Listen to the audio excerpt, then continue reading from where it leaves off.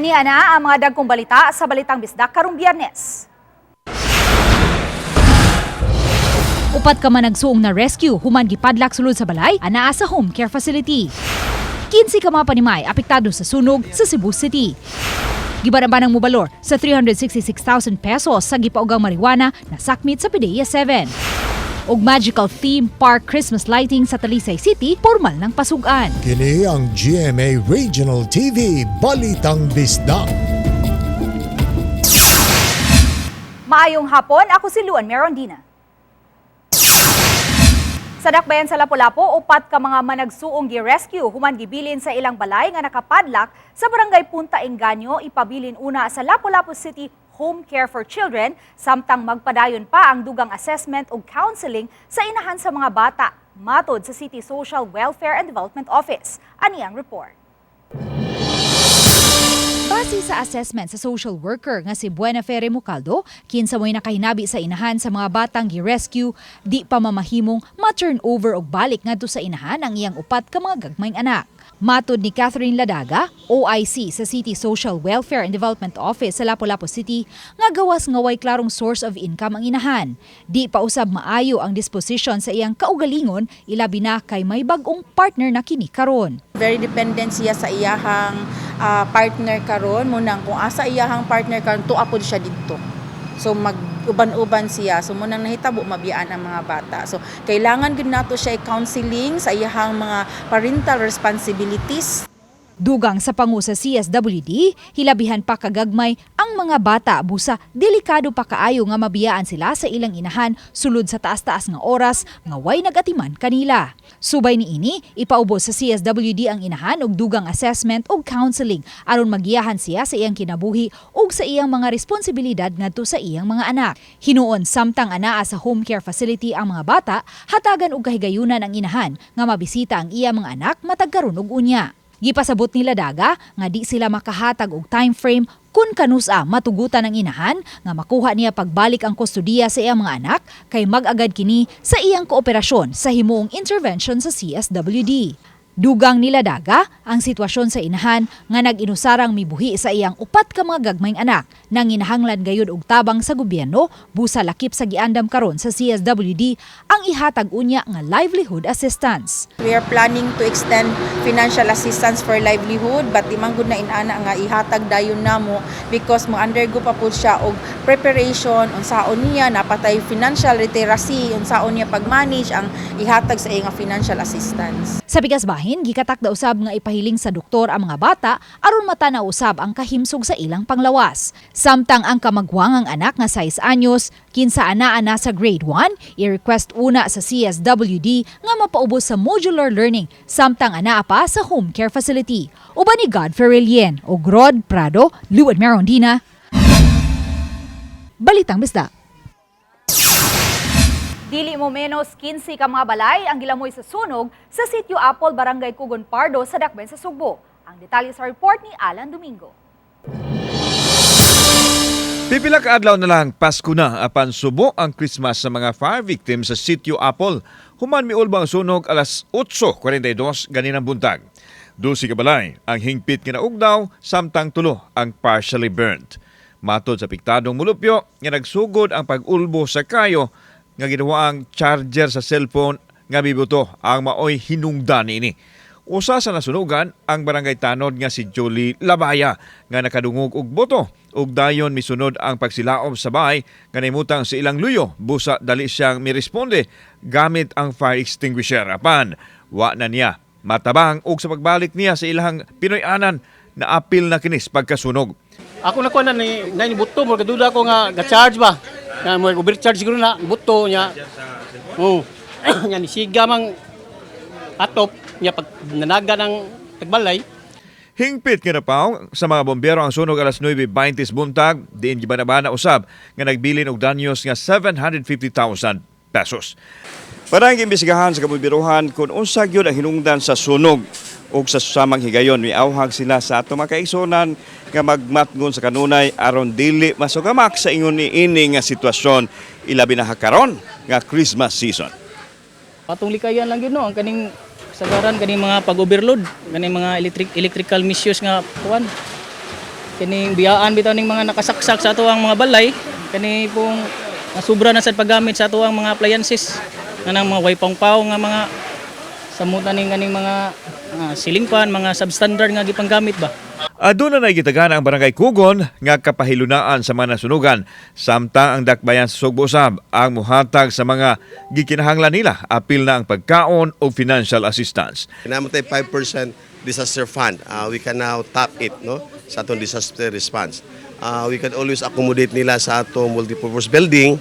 Namatay dakong area sa 3rd and 4th floor nga pwedeng temporary nila nga kapasilungan. Itong pangitaan upaagi usab ang hinanali daing tabang which is mao ang pagkaon sa mga fire victims o ang ilang kapasilungan. And then the next mao na sab ang pagpangitag paagi aron sa ingon nila ma-release ang ilang financial assistance regarding sa mga sitwasyon. Kauban si Clover Lumayag, ako si Alan Domingo.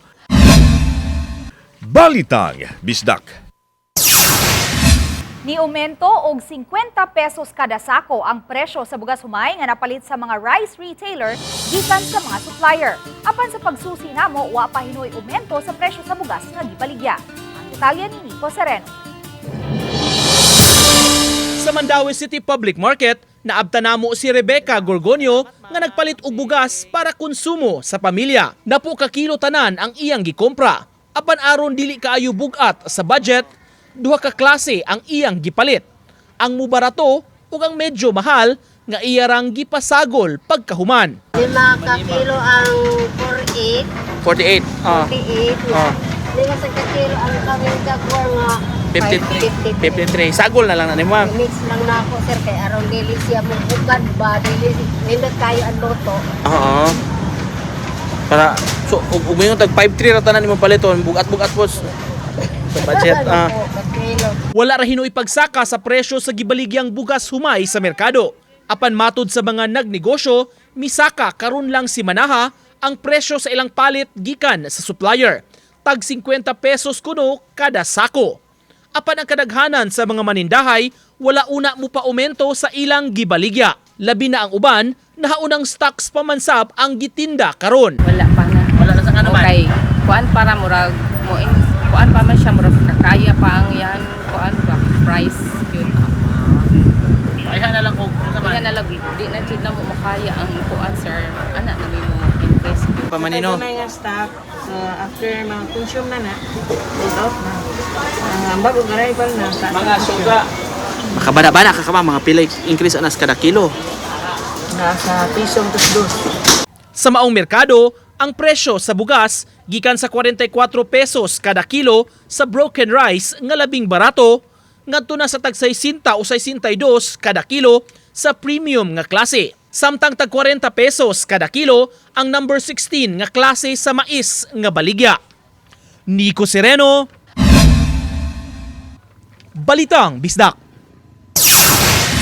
Moabot sa 3 kilos nga marijuana leaves na sakit sa mga otoridad sa Mandaue City. Nakuha kini sa random inspection sa K9 sa PDEA 7 sa warehouse sa usa ka cargo forwarding company sa may barangay Subang Dako. Ang mga pinaugang dahon nakapak sa tulo ka mga bloke nga nagtimbang og 3 kilos kada usa. Gibarabanang mubalor tanan og 360,000 pesos. Gikatakdang ipadahon kini sa duha ka mga tawo. Matod sa PDEA, gikatakdang pasakaan og kaso ang parehong sender ug consignee sa maong package. Nagpasalamat sab sila sa pag-asister sa forwarding company sa gihimong inspeksyon.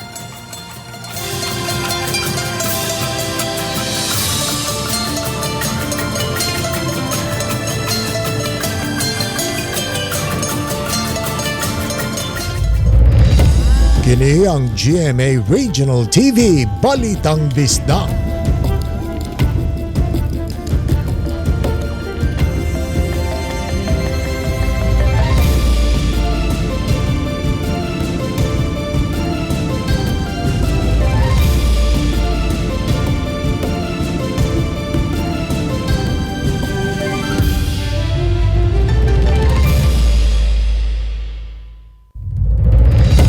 Kini ang GMA Regional TV Balitang Bisdak. Philippine Space Agency may konfirmar nga ang mga nasaksihang phenomenon nga daw susama sa meteor shower ug nakuha og video sa pipila ka mga netizens sa Northern Mindanao ug sa Kabisayan niadtong Disyembre 4 sa 1:30 sa kadlawon dili masubay nga aduna kini astronomical origin o bakha debris sa usa ka rocket launch. Usa sa mga nakakuha og video niini ang netizen nga si Joel Saremos. Matod sa Philippine Space Agency, ang visual appearance sa butang nga nakuhaan og hulagway susama sa mga natala ni adto nga mga defunct rocket stages o bakha satellites. Hinuon ang padayon ang gihimong monitoring sa Philippine Space Agency aron makakuha og dugang kasayuran. Gidasig niini ang publiko nga itaho gilayon ngadto sa mga local authorities kung may makit-an mang mga debris. Apan pasidaan sa Philippine Space Agency ngadto sa publiko nga likayan nga magpaduol o bakha ang paghipo sa makita ang mga debris kay posibleng makahatag kini og bulga sa panglawas. Posibleng pagkatap sa illegal nga drogas ning Kapaskuhan ang gipangandaman nga masumpo dayon sa Talisay City Police. Mga drug surrendery gipahinumduman nga likayan nga malambigit niini. Report ni Femari Dumabo. Gituyo sa Barangay Biason, Talisay City nga ipahigayon ang Badak-initiated drug symposium ning buwan sa Disyembre. Napanantawan sa chairman sa Committee on Peace and Order sa barangay nga taas ang posibilidad nga madani sa tentasyon sa paggamit sa illegal nga drugas ang mga drug surrendery. Ilabi na nga taas ang mga adlaw sa holidays. Ang pinaka-big yun na mo nga kinahanglan may maka-drug symposium is kaning December kay ang kana magong drogas god seasonal sa na siya kung adunay mga holidays sa lagmitan mga kanang kuan gud namgoy mga bonus so daghang kwarta mga tao daghang ikapalit so this is one way na mo nga mabuhat nga i-remind sila nga likayan ang maong drogas. Adunay 80 ka mga drug surrenderies ang Barangay Biasong ug kaupat sila mo pahigayon og drug symposium matag tuig. Usa sa 11 ka barangay sa dakbayan sa Talisay ang Biasong nga nadeklarar na nga drug cleared. Samtang subsub nga drug operation sa himuon sa Talisay City Police ning holidays. Pagpupulong sa ating mga ibang operatiba, not only here in Talisay, no, para sa interoperability. Mas maganda nag-intel fusion intel sharing para kung mag-overlap yung ibang mga criminal elements na pupunta dito sa area namin, pwede namin sila matulungan. Mas daghang kapulisan usab ang gipakatap sa kadalanan ilabi na sa mga dapit nga dagsaan sa mga tawo. Hugot ang pakigalayon usab sa Talisay City Police sa mga tindahan, mga remittances o uban pang business establishments aron kalikayan ang mabiktima sa kawat. Dalawa lang naman yung patutunguhan nila pag may gagawin sila, either makulong po sila or otherwise, no? Hindi na natin po babanggitin yung otherwise. Pero mas maganda po, itigil na lang po yung intent nila kasi as I mentioned a while ago, na pinortify po talaga namin ang ating security preparation. Uban ni Cleofer Lumayag, Femari Dumabok. Balitang Bisdak. Pedestrian nabanggaan sa usa ka ambulansya sa Mandaue City. Nakuhaan kini sa CCTV sa command center ang panghitabo sa Maidan MC Briones kaganihang buntag. Makitang nag-counterflow ang ambulansya kay traffic kaayo ang iyang lane. Apan nakaigo kini sa usa ka pedestrian nga patabok sa pikas lane. Nahiagom og injury ang pedestrian nga nabanggaan.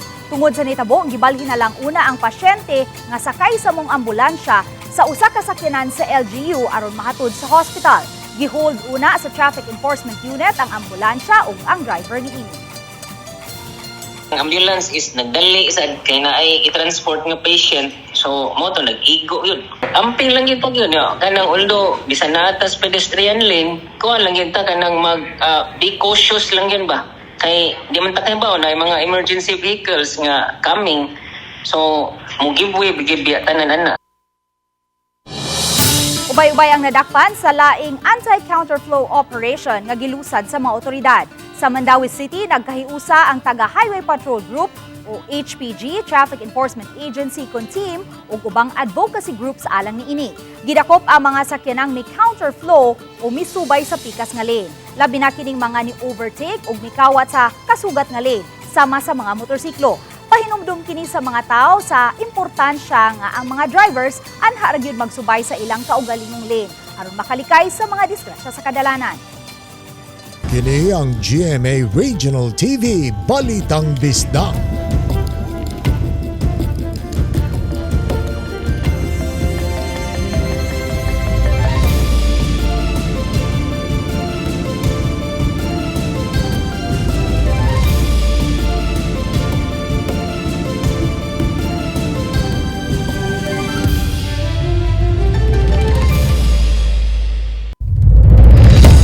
Kini ang GMA Regional TV Balitang Bisdak. Sa nagpadayong pagliho karon sa presyo sa produktong petrolyo, adunay good news ug bad news. Good news tungod kay sunod semana, muus-us ang presyo sa diesel ug kerosene matag litro. Apan ang bad news kay musaka ang presyo sa gasolina matag litro. Gipahibaw ni Department of Energy Oil Industry Management Bureau Assistant Director Rodela Romeo nga gibanabanang 10 sentimos hangtod sa 70 sentimos ang rollback sa diesel o kerosene. Samtang gibanabanang musaka gikan sa 40 ngadto sa 60 sentimos ang presyo sa gasolina matag litro. Ang katandugon sa geopolitical climate sa tunga-tungang sidlakan tungod sa nagpadayong guba tali sa Israel ug Hezbollah, hinungdan niini.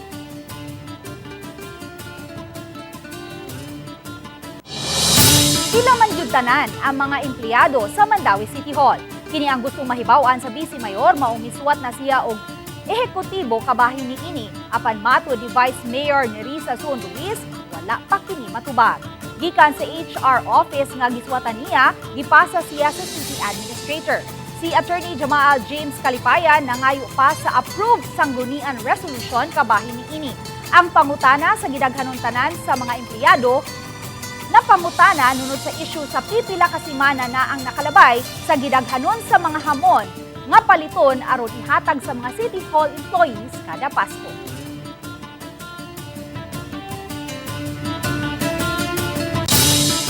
Yanong Christmas celebration dili na bago alang sa mga kawani sa Lapu-Lapu City Hall, matod ni City Administrator at Attorney Danilo Almendras. Matod ni Almendras, sukad niya itong 2019, tag 300 pesos lang matag regular o casual employees sa City Hall ang di-allocate sa LGU nga budget alang sa ilang Christmas party. Kundi gamiton sa regular o sa casual employees ang ilang 300 pesos ato sa Christmas party, gidasig sila nga mag-BYOP, so bring your own provision. Gani duha ka higayon na nga na-cancel ang Christmas party sa Lapu-Lapu City Hall. Una, atol sa Bagyong Odette ni atong 2021, ug atol sa dakong sunog sa Santa Maria, Barangay Pusok ni atong 2023. Karong tuiga sa Hoops Dome ipahigayon ang yanong Christmas party sa mga kawani sa Lapu-Lapu City Hall nga gi-schedule karong Disyembre 13. Nianang higayuna iapod-apod usab ang ham ug bugas ngadto sa mga kawani. Ang hisgutanan sa yanong Christmas parties nagsumikad sa direktiba sa Malacañang nga nag-awhag sa mga government offices na mapakita og simpatiya sa mga nabiktima sa sunod-sunod nga bagyo sa Luzon niadtong milabay mga buwan. Nayuban mo design nga mag-celebrate po mi sa opisina, magkaon sila, magamit nila 300 sa katuni mo gamit sa 300 sa 13 BYOP. Murang gibuhat naman na ever since, before walay caterer nga mo provide, wala. Usa ka proud Negrense nga kandidato sa Mr. Philippines Youth 2024 gamit sa social media platform aron mas mapalanog pa ang iyang advokasya. Nailahong ta siya sa report ni Mark Reggie Abella.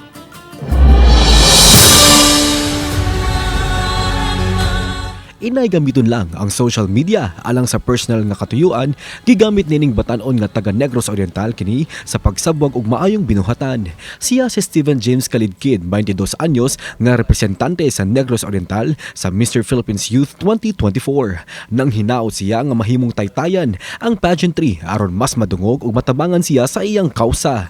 Usa siyang advokasya ang tulong sa abyan nga gipanikamutan nilang matabangan ang mga bata sa bukiran. I want to highlight my advocacy here in Mr. Philippines Youth 2025 is I call Tulong sa Abyan, which I really passionate about in helping people with different charities and symposiums. Dugang hagit alang kaniya ang gihimong preparasyon aron maangkon ang titulo. And even if it's hard, I still look up to what I want to pursue. I want to inspire others and to look at me as their inspiration. Alang kang Steven, mas importante nga matagaan og pagtagan ang iyang kausa ug makahimo og brotherhood kauban ang laing mga kandidato. Ipahigayon ang preliminary karong December 15 ug January 5 alang sa Coronation Night. Kauban si Clans Gabutin, Mark Reggie. Balitang Wisdak. Mga talisaynon nga naka-costume ug nagkadiyang cartoon characters nagtapo karon sa Talisay City Hall grounds alang sa magical Christmas tree lighting. Ato kining tan-aw sa live report ni Fem Marie Dumabo. Fem?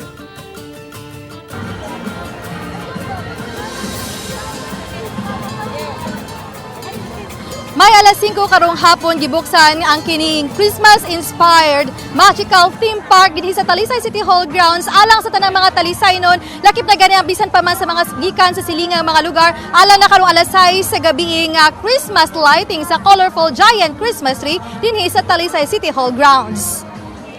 Sa layo pa lang makadanig yun ang palibot sa Talisay City Hall kay gawas sa grabe ka colorful nga murag gipalibutan og candies tungod sa ka-colorful niini. Ubanan pa sa mga cartoon characters ang Christmas tree at tubangan sa Talisay City Hall, makadani usab ilabi na sa mga bata at ug mga young at heart ang colorful castle nga gipaymutang sa tunga-tunga sa plaza sa Talisay City Hall. Diin mabatyagan sa mga musuroy dinhi sa Talisay City Hall ground ang feeling niya itong mga bata pa nga wonderland nga makita lang sa una sa telebisyon o movies o mga magazines. Dinhi gidala ka na kung susama ka ng gidala sa nabantog sa ubang mga nasod nga usa ka magical themed park o enchanting world. O garon mas ma-feel good ang pagka-king o queen, prince, princess o guban pang mga characters. Alas 4 pa lang nagabot-abot na ang mga kawani sa Talisay City Hall uban ang mga Talisaynon ug mga bata nga naka-costume sa ilang paboritong Disney characters o guban pang mga cartoon characters. Anay si Snow White, Cinderella, Moana, Belle, Sleeping Beauty ug daghan pa ganapay RoboCop or sabi ni si Bumblebee. Usab ang kay giagniman ni Talisay City Mayor Samsam Gulyas ang publiko nga mosaksi sa Christmas lighting nga mag-costume gyud o gadunay mga mapili nga tag napulo ka best in costumes sa mga adults, usab mapili nga mga napulo ka best in costumes alang sa mga bata. Gipabot nga malingaw ang tanan nga mga bata uban sa ilang mga ginikanan o guardian o magbarkada usab mga short nga pasundayag kon mga nightly activities alang sa magical Talisay City Disneyland. Og di ka usab matgutman kay naay food parks diin makapalit kag makaon og mainom. May mga nightly activities dinhi sa Talisay City Hall grounds nga magsugod karong gabi hangtod na kini sa Kapaskuhan. Aron usab gituyo kini aron usab nga adunay kalaagan gyud makabandingan sa mga pamilya, magbarkada ug bisan pa man gani katoy mga singkulo mag-inusara ka malingaw ka gyud dinhi sa Talisay City Hall grounds kay gawas sa mga manindot nga Christmas decorations malingaw ka usab sa mga nightly activities ug usab kini sa paagi sa Talisay City Hall nga makatabang sa mga gagmayng mapatigayon. May Daghang salamat, Fem Marie Dumabo. Moabot sa 3 kilos nga marijuana leaves na sakmit sa mga otoridad sa Mandaue City. Nakuha kini sa random inspection sa K9 sa PDEA 7 sa warehouse sa usa ka cargo forwarding company sa may barangay Subang Dako. Ang mga pinaugang dahon nakapak sa tulo ka mga bloke na nagtimbang og 3 kilos kada usa. Gibanaban ang mubalor tanan og 360,000 pesos. Gikatakdang ipada kuno kini sa duha ka mga tawo. Matud sa PDEA, gikatakdang pasakan og kaso ang parehong sender ug consignee sa maong package. Nagpasalamat sad sila sa pag-asister sa forwarding company sa gihimong inspection. Gipasidunggan sa kagamhanan sa dakbayan sa Talisay ang usa ka lalaki nga nakasarbar sa duha ka mga bata atol sa sunog nga migo sa Sitio Antonio, Barangay Linaw sa miaging semana. Si Gian S. Maher, 20 anyos, midawat sa plaque of appreciation, goods o cash gikan sa kagamhanan sa dakbayan sa Talisay human sa flag raising ceremony. Niadtong Nobyembre 27, miulbo ang sunog sa usa ka panimay sa Linaw nga miugdaw sa duha ka mga balay ug duha ka mga balay ang partially damaged. Gitabang ni Esmaher ang usa ka inahan sa pagluwas sa duha niini ka mga anak nga nahabilin sa panimay nga nasunog. Gihulagway ni Talisay City Mayor Samsam Gulyas nga usa ka bayanihong buhat ang gihimo ni Esmaher nga pagluwas sa duha ka mga bata. Nang hinaut si Gulyas nga ang gibuhat ni Esmaher magsilbi unta nga sumbanan sa tanan dili lang sa mga Talisaynon. Itandi sa milabay mga adlaw daw na minusan karon ang mga adlaw nga nasinati ang kusog nga pagbundak sa uwan sa pipila ka bahin sa nasod. Tungod kini sa epekto sa nagkahinay nga shear line apan padayon ang paghuyop sa hanging amihan. Subay sa kasayuran sa Metro Weather, adunay kahigayunan nga masinati ang katag-katag nga pag-uwan-uwan sa Cebu, Bohol, Samar ug Leyte provinces. Posible usab nga uwanon ang nahabiling mga dapit sa nasod tungod sa mga localized thunderstorms. Nasiko pang usa ka 28 anyos nga lalaki nga gituho ang tulisan human kini gialarma nga armado sa Osmeña Boulevard, Barangay Sambag 2, Syudad sa Subo, Huwebes sa kadlaw. Unang gialarma sa kapulisan ang suspitsado ug dihang ilang naabta ni dagan kini ug nilabay sa dala nga armas. Naapsan kini sa mga pulis ug nakuha ang 38 caliber nga pistola nga may upat ka mga bala. Lakip sa nakuha gikan kaniya ang usa ka pakete sa dituang sabu. Kalapasan sa Republic Act 10591 o paghupot og dili lisensyadong armas ug kalapasan sa Republic Act 9165 paghupot og illegal nga drogas, ang mga kasong ipasaka batok sa dinakpan.